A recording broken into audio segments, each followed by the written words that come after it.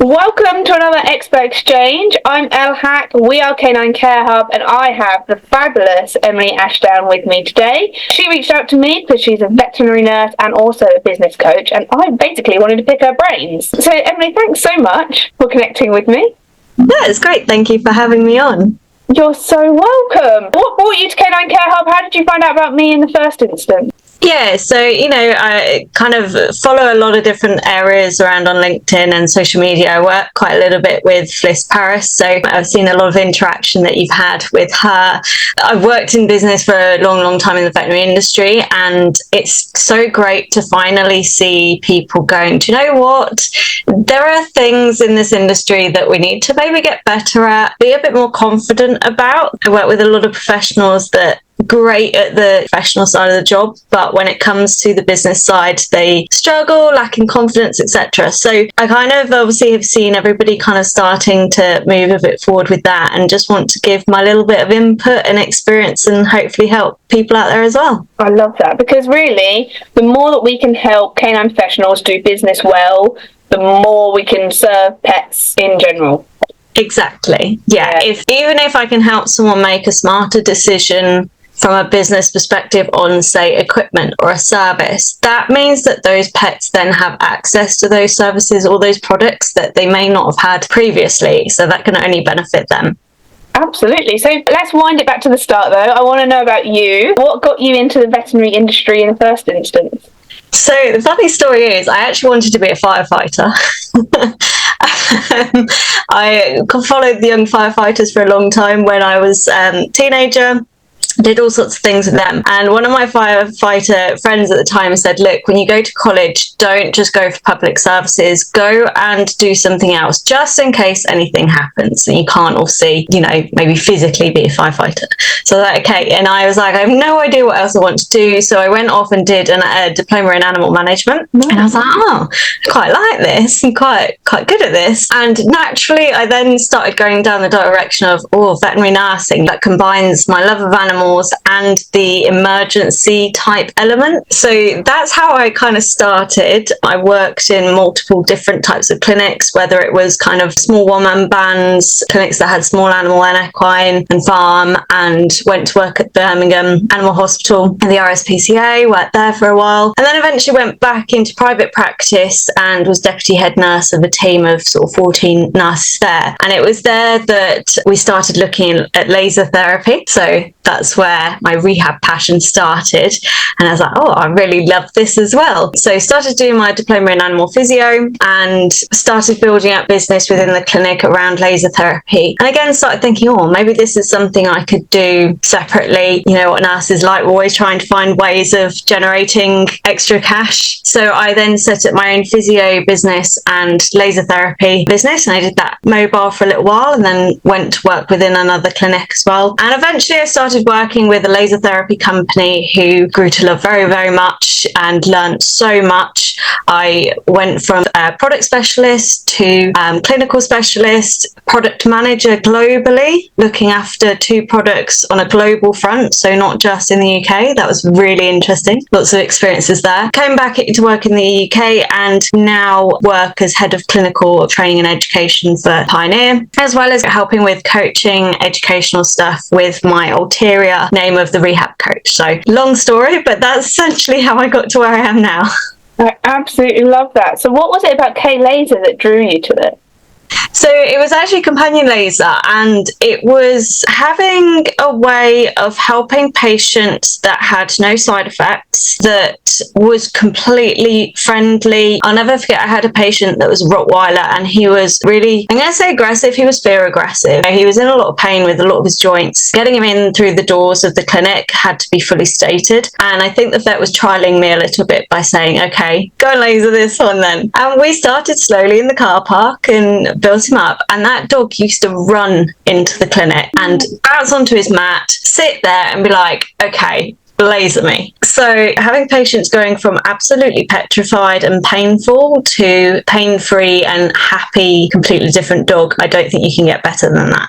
I absolutely love that. And I love Rottweilers. They're like one of my favourites. I used to work in a doggy daycare, but it's a holiday centre in Wales. It's called the Dog House. It's amazing. And I got to, there was a Rottie there called Ben, and I just loved him. He was, my heart explodes thinking about him.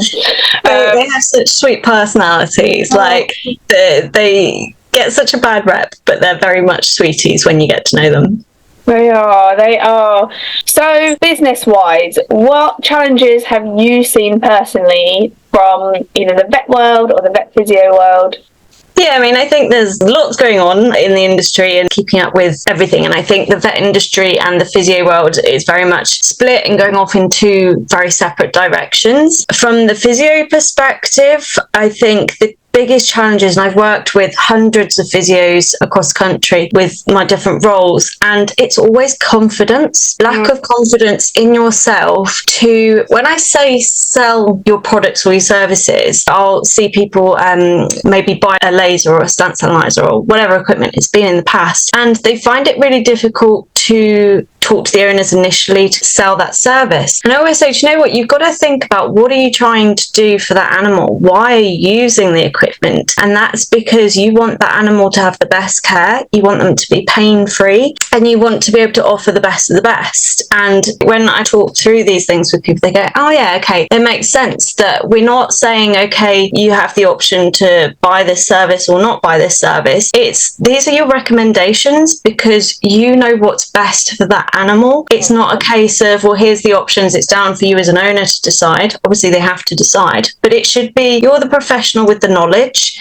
you understand the ins and outs, there's a reason that you're recommending these services. So I think my biggest thing from a physio and rehab in general, whether you're a hydrotherapist, massage therapist, whatever, I think it's confidence in trusting that you're the professional that knows best in a lot of these situations. The vet side, I think there's a lot of ins and outs, and it's more embracing new things, I think, is a big challenge. We can be a little bit stuck in the past. So I think from a veterinary side, it's embracing new technology to help us be better at what we're doing. Yeah, because we've all got the same aim, really. Well, don't we? We just want animals to be out of pain, living their best lives. And it is. When you say selling really is service. So it's like, how do we serve that pet's owner to help them understand this process and why choose us to do that moving forward? Exactly. Absolutely. I was at a conference the other day, and one of the speakers said something that really kind of made me stop and think, actually. And he's a big CEO in a big corporate, and he was saying that your job right now in the next 2 to 5 years is going to be completely different. And that's because of the advances in AI technology and, technology in general. And it really made me think, yeah, you are right. There's a lot of our roles that we do right now that are going to completely change. If we don't embrace that, we're going to be left behind. Absolutely. And not lose our humanity in the process. So it's that actually a lot of the services that people that are going to be listening to this do are hands-on services that we can't replace robot-wise. No. But the, messaging, advertising, all of that stuff can be replaced. But your heart and how you communicate and put yourself forward to that client so that you can best take care for their dog, that's where you need to stay true to yourself. Yes. And I've always said, I've worked in roles where I've had to be part of the sales process, and I've always said, look, I don't see myself as a salesperson because I know what I'm educating around works. It's for the best of the patients. And I think whatever service you're offering, as long as you believe in what you're doing and what you're offering, that should sell itself. You shouldn't have to be a salesperson, if you like. Yeah. I'm emphatically nodding my head while Emily's speaking here. She's speaking truth because this is going to be an audio version as well, for those that aren't watching us on the video. I could speak to you all day, Emily. You are incredible. If someone was new and starting out in business, what would you say your top 3 recommendations would be for them at this stage? Okay, yeah, so top 3 would be really decide what you want to achieve. Like, what is it that you actually want to do, and make sure it's something you enjoy, because if you're doing it for the sake of doing it, you're not going to be interested down the road. So I'd certainly say really decide, do you want to have a bit of a niche, a specialised area? I'd say my specialist area is very much laser therapy, stance analysis, regenerative medicine and thermal imaging as I've gone through the years, and I have changed my niche. I don't think there's anything wrong with that, but just have a bit of a plan. Then it would be to really research your area, like as in not just your area, as in your area of education, but who's already local, who's already offering what is the competitive market out there, because actually you want to make yourself, again, stand out and be different. But if you don't already understand what's there, then you can't separate yourself from everybody else. And third is to don't be scared to fail. And my very favourite CEO, Mr. Stephen Bartlett. Yeah. For those of you that follow, I love his books. I love his podcasts. And one of the biggest things when I first started listening to him was his thing about failing. And I was like, but I don't want to fail. But he's absolutely right. When you're doing something new, you've got to fail to learn. And I've made many mistakes over the years, but I'll never say I regret any of them, because I've always learned from them. So that would be my third thing. I absolutely love that. Thank you for everything that you're doing to support canine professionals, pet professionals, vet rehabbers, whatever area. How can we connect with you if someone's heard something you said today and thinks, yeah, Emily's my person? Yeah, absolutely. So I have kind of the typical socials, Facebook and LinkedIn, Emily Ashdown with the Vet Rehab Coach. So feel free to kind of follow along my journey. I try to kind of put all sorts of posts, whether it's things I'm doing out in the field, so you guys can see different sides of the industry, educational inspiration things. So those are the best ways. But I'm always happy to chat with anybody who's needing a little bit of support. So again, please feel free to reach out to me on those profiles if you want to have a chat and just, have a bit of support.